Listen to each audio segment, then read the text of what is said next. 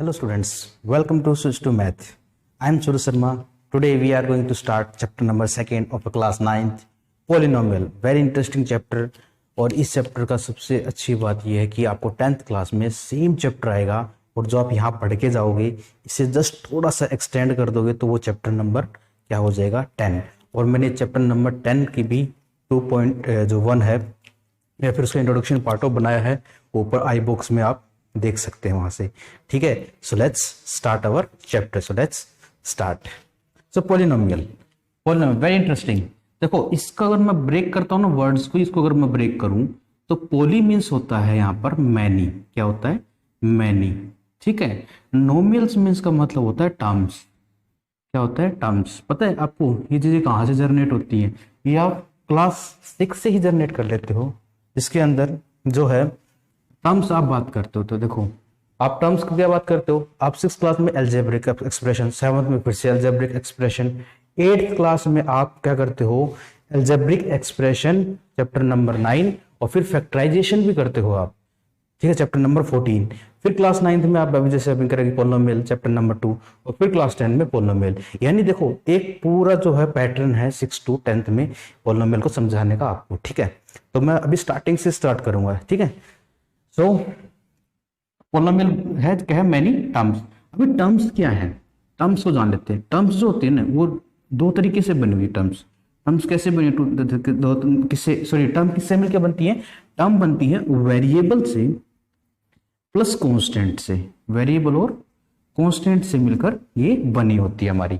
ठीक है, नेक्स्ट अगर मैं बात करूं वेरिएबल और कांस्टेंट से मिलकर बनी होती है। अच्छा यहाँ वेरिएबल क्या है सर? वेरिएबल तो समझ में नहीं आया। ठीक है, वेरिएबल क्या होता है और यहाँ पर कांस्टेंट क्या है? तो देखो वेरिएबल को भी मैं अलग अलग अगर करूं तो वेरी और यहां एबल। इस वेरी का मतलब होता है चेंज और एबल का मतलब होता है एबिलिटी या फिर कैपेसिटी।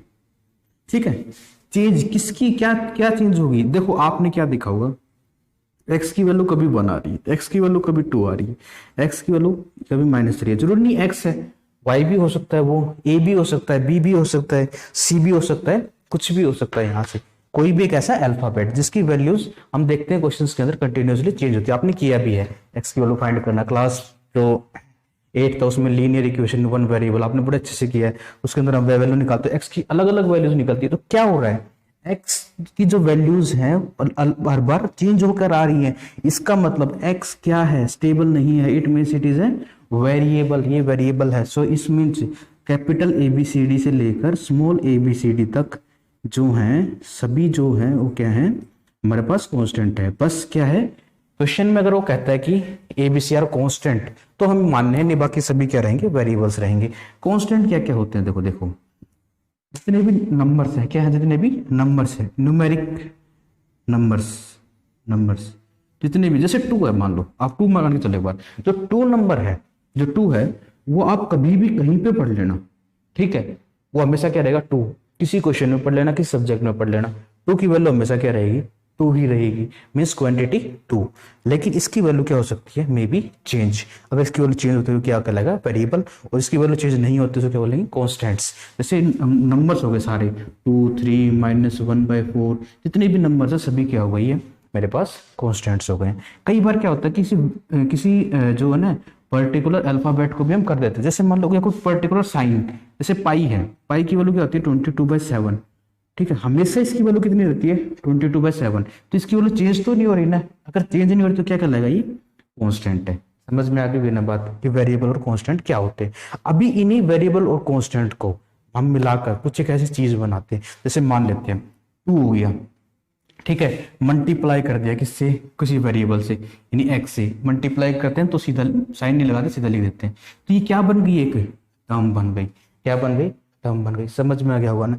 और ऐसी ही मैनी टर्म्स मिल जाए, मतलब देखो 2x + 3y + 7y + 8, ये बहुत सारी टर्म बन गई। तो ये क्या कहलाएगी? एक पोलिनोमियल कहलाएगी। क्या कहलाएगी? एक पोलिनोमियल। आई थिंक आपको समझ में आ गया होगा।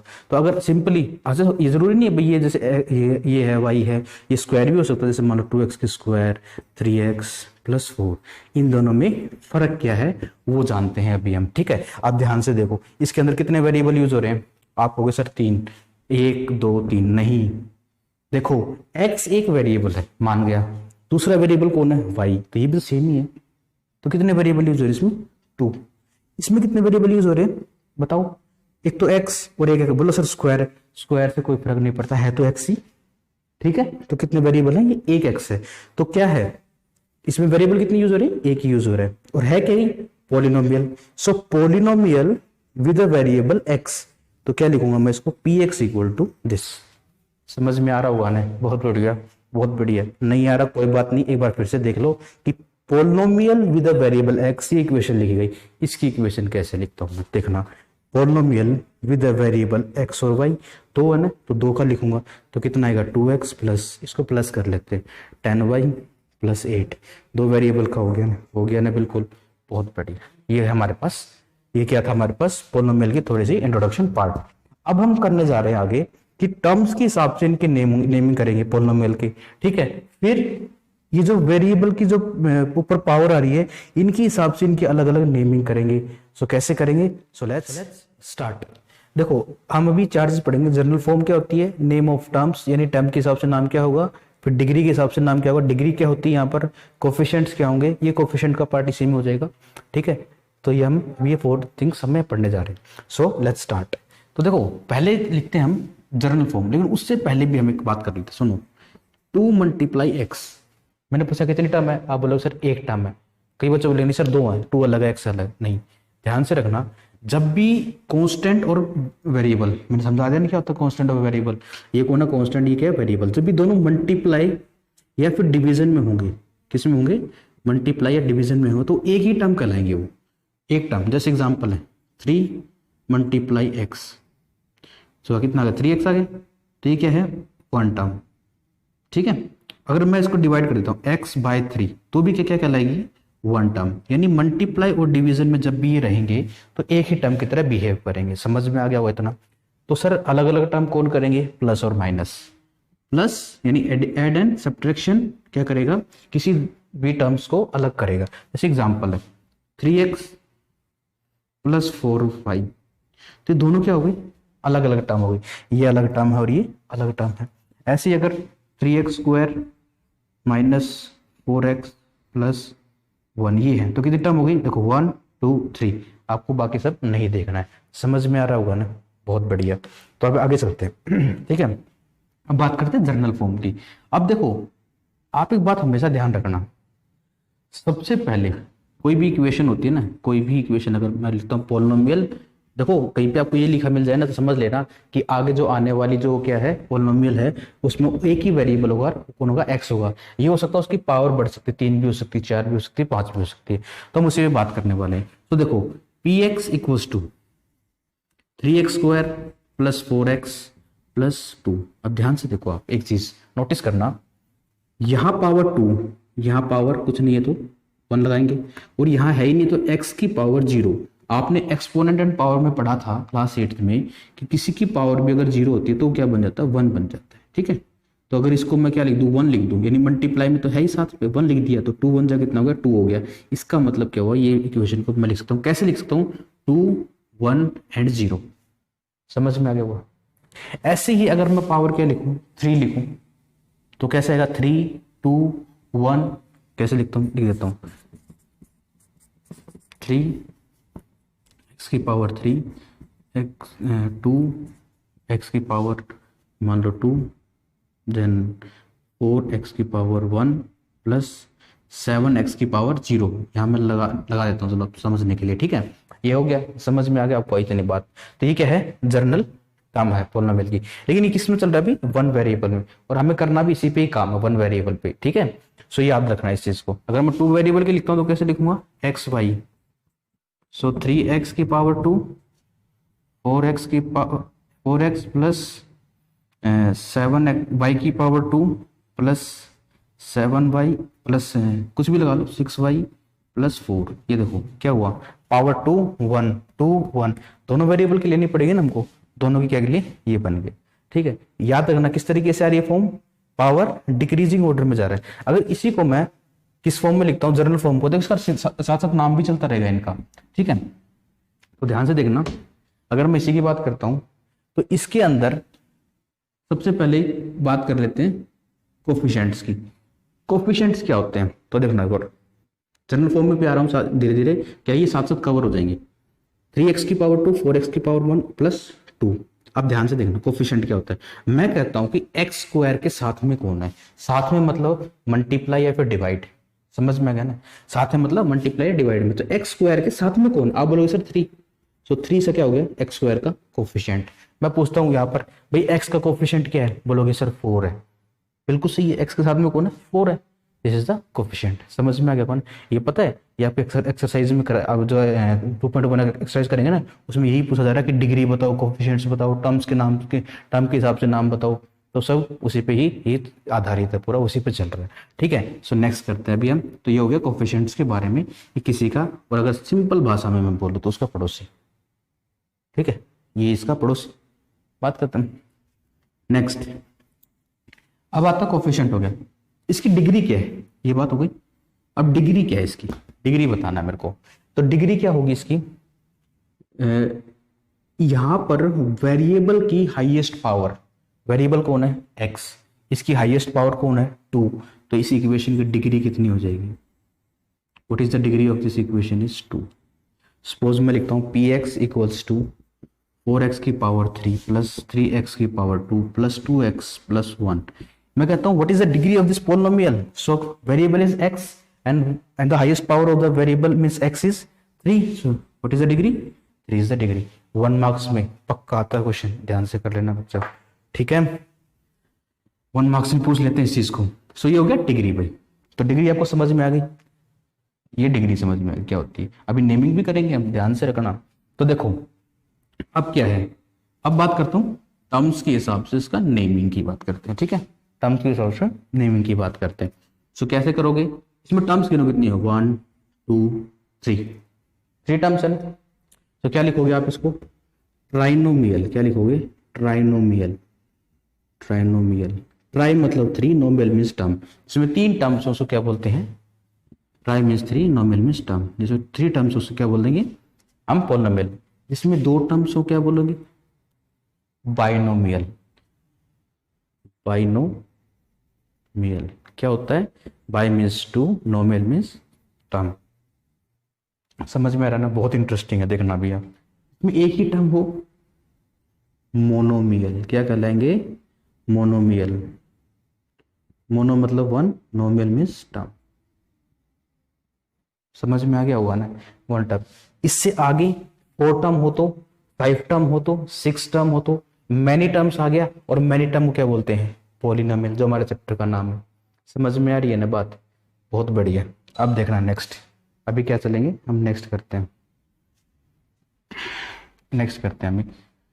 ये था हमारा टर्म्स के हिसाब से नेमिंग, ये पूरा कंप्लीट हो चुका हमारा, कोफिशिएंट हो चुका है। अभी डिग्री के हिसाब से हमें नाम देखने और जर्नल फॉर्म दोनों में इकट्ठा काम करेंगे। सो मैं एक कॉलम में लिख लेता हूँ, सिंपल सी लिख लेता हूँ, मान लो 3x प्लस 1। तो ध्यान से देखो भाई, इसमें जो है डिग्री कितनी है ये बताओ मुझे, डिग्री क्या बताई थी, highest power of the variable. तो वेरिएबल की हाईएस्ट पावर क्या है सर, यहाँ तो कुछ है ही नहीं, किसी के ऊपर कुछ नहीं है, इसका मतलब 0 नहीं है, क्या है 1 होता है, 0 हो जाएगा तो 1 ही हो जाएगी वो तो क्या है 0 है, तो क्या कितनी डिग्री इसकी 1, डिग्री इज 1। और जिसकी डिग्री 1 होती है ना उसको बोलते हैं लीनियर इक्वेशन, क्या बोलते हैं लीनियर इक्वेशन। ठीक है, this is the linear equation. Now इसकी जनरल फॉर्म कैसे लिखोगे, px equals to, px equal to, देखो क्या है, पहले पावर 1 फिर पावर 0, तो कोफिशिएंट तो कुछ भी हो सकता है, तो क्या लेंगे हम, मान लेंगे कोफिशिएंट कोई एक a, साथ में वेरिएबल जिसकी पावर 1, और यहाँ पर क्या है कोई constant b and power become 0। सो हम इसको अगर एग्जैक्ट फॉर्म में लिखे तो कैसे लिखेंगे कि ax की पावर हम 1 मतलब है तो सही हम यहाँ लिखेंगे नहीं, प्लस x की पावर 0 तो 1 हो जाएगी, तो बन गया b। तो ये क्या हो गया ये लीनियर इक्वेशन की जनरल फॉर्म आ गई। यहाँ एक और चीज है कि a is not equal to 0, a की वैल्यू क्या नहीं हो सकती, कभी 0 नहीं हो सकती। सर क्यों नहीं हो सकती, सुनो, px इक्वल्स टू a की वैल्यू 0 कर दो, यहाँ की वैल्यू कितने कर दो, 0 कर दो, 0 कर दिया जी, x plus b, 0 into x कितना होगा 0 प्लस बी, क्या बच गया भाई b, कोई वेरिएबल बचा नहीं बचा ना। और ये जो लीनियर नाम था वो किस वजह से था, 1 डिग्री से, और 1 डिग्री किसकी थी, इस भाई साहब की थी। अगर इसके साथ में इसका मतलब कभी भी 0 नहीं हो सकता। या क्या सिंपल सी ट्रिक बताऊं, जो नाम होता है जैसे लीनियर है तो x की पावर 1 है, तो x की पावर 1 के साथ वाला कभी भी 0 नहीं होगा, याद रखना। समझ में आ गया ना। अभी करते हैं नेक्स्ट, px हो गया, ठीक है, ये हो गया। अब करते हैं px जिसकी पावर 2 हो, तो अगर पावर कितनी हो 2 हो, यानी एक डिग्री कितनी होगी, अब इसकी डिग्री बताओ कितनी होगी आप लोग, कितनी डिग्री होगी, वेरिएबल हाईएस्ट पावर कितनी है 2, it means degree is 2।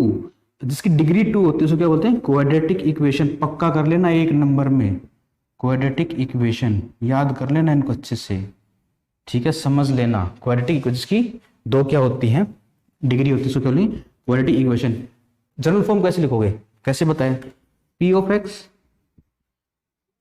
Power 2 power 1, और पहले लिख लो पावर 2 पावर 1 और यहाँ 0 रहेगी, साथ में लगा दो variable a plus variable variable कह रहा हूँ कांस्टेंट a कांस्टेंट b, साथ में लास्ट में कांस्टेंट c। लो जी, अच्छा किसकी वैल्यू 0 नहीं हो सकती, क्वाड्रेटिक इक्वेशन है यानी डिग्री 2 है, और डिग्री 2 किसकी है, इसकी है, यानी इसकी डिग्री 2 है, तो यानी इसके साथ वाला क्या नहीं हो सकता, 0 नहीं हो सकता, क्योंकि अगर ये 0 हो गया तो इक्वेशन ही खत्म हो जाएगी, तो यानी a is not equal to 0। समझ में आ रहा है ना। इसी तरीके से पावर अगर 3 हो, यानी यहां मैं अगर लगा लूं 3 2 1 और फिर ये 0, मतलब तो डिग्री कितनी आ गई इसकी, डिग्री कितनी आ गई भाई, बोलो कितनी डिग्री आ गई, डिग्री आ गई 3। अगर 3 डिग्री है तो क्या नाम होगा, क्यूबिक इक्वेशन, क्या कहलाएगा, क्यूबिक इक्वेशन। समझ में आ रहा होगा ना, बहुत बढ़िया। सो क्या बोलोगे, क्यूबिक इक्वेशन। जर्नल फॉर्म क्या होगी, वीडियो पॉज करो, कॉपी में लिख के देखो और फिर चेक करना, ठीक है। जर्नल फॉर्म क्या होगी इसकी, जर्नल फॉर्म क्या होगी भाई, p of x equals to क्या है, पावर 3 है तो ax की पावर 3 bx की पावर 2 cx प्लस d। यहाँ a b c d क्या है, कांस्टेंट है, और वेरिएबल कौन हमारे पास, यहां से वेरिएबल चेक करना हमेशा, कितने होते हैं 1 वेरिएबल है ये, और क्या वैल्यू 0 नहीं हो सकती, a is not equal to 0, क्योंकि क्यूबिक इक्वेशन है, मेन पावर कौन सी है 3 के साथ वाला कभी 0 नहीं होगा, यानी a की वैल्यू कभी 0 नहीं होगी। सो ये था हमारा छोटा सा इंट्रोडक्शन पार्ट कि पोलिनोमियल क्या होता है, टर्म्स के हिसाब से क्या नेमिंग है, ठीक है। जर्नल फॉर्म कर ली हमने, और नेम ऑफ द टर्म्स और टर्म्स कर लिया, डिग्री कर लिया, और कोफिशिएंट कर लिया, ठीक है। अभी 2.1 एक्सरसाइज इसी के ऊपर बेस्ड है। सो नेक्स्ट वीडियो में हम 2.1 करेंगे। So till then, thank you for watching, enjoy the math.